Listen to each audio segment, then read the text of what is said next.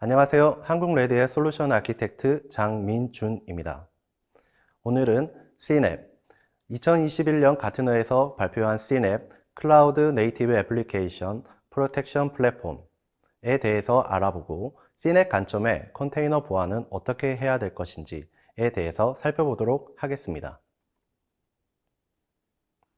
많은 고객사분들께서 컨테이너와 애플리케이션 보안에 어려움을 가지고 계신 걸로 알고 있습니다.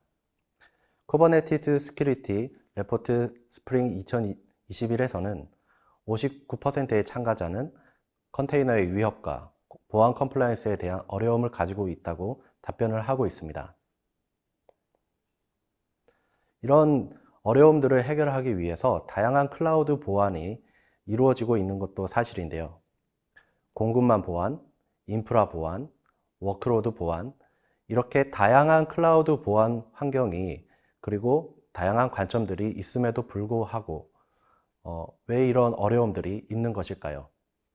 그리고 과연 이런 솔루션들은 애플리케이션을 지킬 수 있을 것인가? 이 부분은 또 의문일 것입니다. 가트너에서는 클라우드 네이티브 애플리케이션의 보안의 어려움 점을 다음과 같이 이야기하고 있습니다. 가장 큰 어려움은 첫 번째로 내부 지식의 부족이었습니다. 보안팀이 있고 개발팀이 있고 운영팀이 있는데 이 세 부서들은 서로 각기 다른 롤을 가지고 다른 관점들을 가지고 있기 때문입니다. 서로 간의 관점이 다르기 때문에 서로 간에 간극이 벌어질 수밖에 없다는 거죠.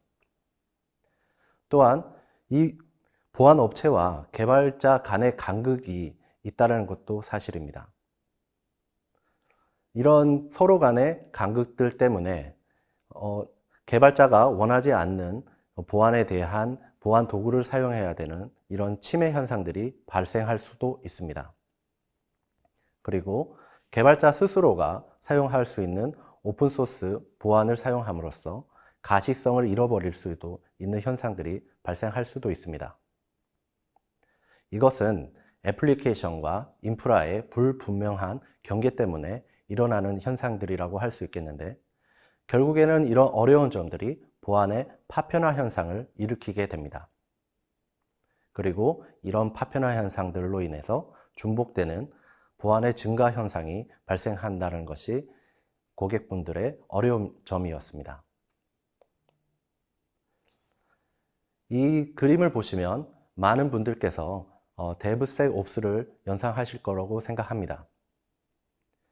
DevOps 환경에 시큐리티 영역을 이렇게 추가를 해서 DevSecOps라는 개념을 도입을 하고 계십니다. 가트너에서도 서베이 참가자 44%가 이 DevSecOps를 사용하고 계시지만 앞에서 말씀드린 이런 파편화 현상에 대한 어려움들을 가지고 계셨습니다. 그렇다면 가트너에서 말하고 있는 CNAP에 대해서 알아보고 우리는 앞으로 어떻게 해야 될 것인지 하나씩 살펴보도록 하겠습니다. 네, 먼저 CNAP의 정의부터 짚고 넘어가도록 하겠습니다. CNAP이란 개발부터 운영 전반에 걸친 라이프 사이클 내의 클라우드 네이티브 애플리케이션을 보호하도록 설계된 보안 및 규정 준수 기능의 통합이라고 말하고 있습니다. 여기서 가장 중요한 단어는 바로 통합입니다. 이 통합의 단어를 스킵을 하고 앞에 문장만 보았을 때 DevSecOps와 거의 동일합니다. 하지만 여기서 중요한 것은 바로 통합이라는 거죠. 해당 장표의 그림을 보시면 DevOps의 모든 라이프 사이클에 시큐리티 스코프가 이렇게 박스로 쳐져 있습니다. 모든 라이프 사이클이 시큐리티 영역에 포함이 되어야 된다는 것이죠. 그리고 아티팩트 스캐닝, 클라우드 환경, 그리고 런타임 보호 이런 구성 요소들이 이 DevOps 환경에 다 관여가 되어야 된다는 이야기입니다. 그렇다면 이런 것들을 과연 어떻게 통합할 것인지 뒤에서 하나씩 살펴보도록 하겠습니다. CNAP의 구성 요소를 먼저 살펴볼 텐데요. 이 CNAP의 구성 요소는 앞에서 말씀드렸다시피 크게 세 파트로 나눠집니다. 먼저 스캐닝, 그리고 콘피그, 그리고 런타임 보호. 이 가운데서 인프라 애저 코드 스캐닝과 컨테이너 스캐닝, 개발 아티팩트 스캐닝, 이런 스캐닝들이 계속 지속적으로 라이프 사이클 가운데 이루어져야 되고, CSPM, 그리고 CIEM, CWPP와 같은 이런 보안적인 개념들이 CNAPP 안에 포함이 되어야 됩니다. 그러나 가장 문제는 파편화 현상이라고 그랬죠.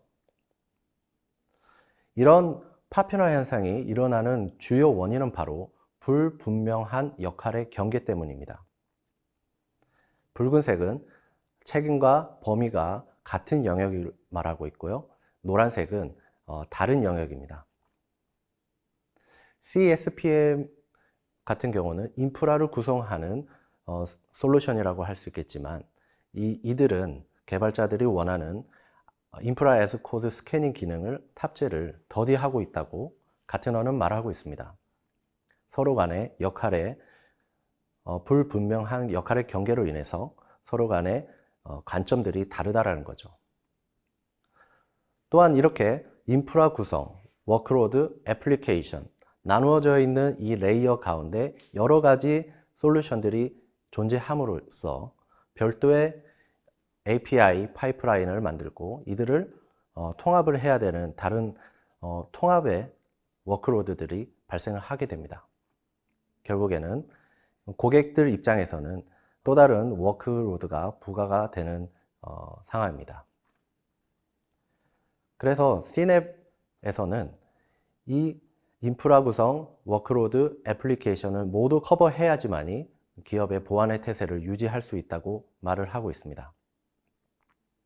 이렇게 모든 처음부터 인프라부터 애플리케이션까지 모든 부분이 통합이 되고 가식성을 확보하게 된다면 데브와 옵스, 개발과 운영 간의 서로 간의 커뮤니케이션이 양방향으로 이루어질 수 있다고 말을 하고 있습니다. 개발에서 발생되는 개발의 관점들을 운영에서 바로 실시간으로 확인할 수 있고, 운영에서 보는 관점들을 개발에서부터 반영해서 개발을 진행해 나갈 수 있다는 것이지요. 이렇게 CNAPP을 적용함으로써 다음과 같은 이점들을 가질 수가 있습니다. 먼저 개발팀은 개발에 집중하고 운영은 운영팀에 집중할 수 있는 포커싱을 가질 수 있고, 이를 통해 애플리케이션을 빠르게 출시할 수 있는 환경을 조성할 수가 있습니다. CI/CD의 파이프 도구의 수를 줄이면서 복잡성을 줄이고 비용을 또한 줄일 수가 있습니다. 그리고 개발팀 입장에서는 강제로 편입되었던 보안 도구들을 자연스럽게 수용할 수 있는 분위기를 만들 수가 있습니다. 또한 보안팀 입장에서는 손쉬운 침투 경로들을 파악하고 개발부터 운영 상태까지 애플리케이션을 검사를 할 수 있는 환경들이 조성이 될 수가 있습니다. 그야말로 가장 이상적인 DevSecOps 환경이 이루어진다고 말을 할 수가 있습니다. 결국 CNAPP은 가시성, 그리고 단순화시키고, 그리고 커뮤니케이션을 필요 요건으로 가지고 있습니다. 그러기 위해서는 가장 중요한 것은 바로 통합된 플랫폼이라고 말을 하고 있습니다. 통합이 되지 않은 플랫폼으로는 아무리 많은 보안 도구를 사용하더라도 이런 보안 파편화 현상을 막을 수 없다고 말을 하고 있습니다.